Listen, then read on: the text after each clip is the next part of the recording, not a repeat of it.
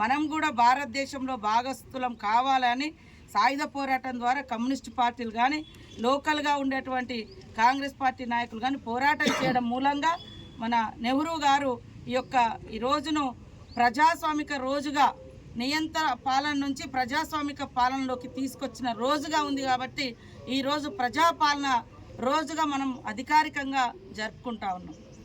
కానీ ఇవాళ బీజేపీ సిద్ధాంతం చూస్తే విభజించు పాలించు. ఇవాళ ప్రధానమంత్రి వేరంట, హోమ్ మినిస్టర్ వేరంట. ప్రధానమంత్రి నెహ్రూ గారు, హోమ్ మినిస్టర్గా సర్దార్ వల్లభాయ్ పటేల్. అంటే సర్దార్ వల్లభాయ్ పటేల్ గుజరాత్లో పుట్టినంత మాత్రాన ఇవాళ బీజేపీ నాయకుడు అవుతాడట. ఇవాళ మరి ఆయన కాంగ్రెస్ సిద్ధాంతాలను అమలు చేసినటువంటి నాయకుడు.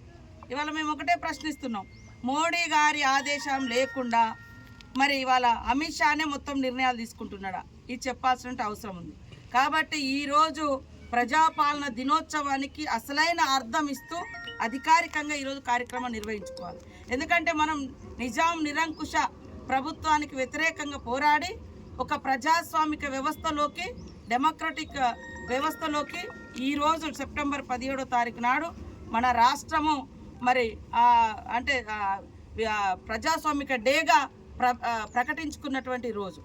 కాబట్టి మరి ఈరోజు ప్రజా పరిపాలనలో ఈ రకంగా అధికారిక కార్యక్రమాలు నిర్వహించుకోవడంతో పాటు ఆనాడు ఉద్యమంలో మరణించినటువంటి ఎంతోమంది మహనీయుల పేర్లను తెలంగాణ విముక్తి కోసం తెలంగాణ పోరాటంలో మరి ఆ గడీలకు వ్యతిరేకంగా పోరాడినటువంటి చాక లైలమ్మ గారి పేరు మీద ఇవాళ మహిళా కళాశాలకు చాక లైలమ్మ గారి పేరు పెట్టడం జరుగుతుంది. కొండా లక్ష్మణ్ బాపూజీ గారు తెలంగాణ కోసం తన ఇల్లును కూడా ఇచ్చి పదవినిచ్చి త్యాగం చేసినటువంటి మహనీయుడి పేరు మీద కూడా ఈరోజు మరి ఒక టెక్స్టైల్ పార్క్ను తీసుకొచ్చి ఈరోజు ఆ యొక్క స్కిల్ డెవలప్మెంట్ యూనివర్సిటీకి పేరు పెట్టడం జరుగుతుంది.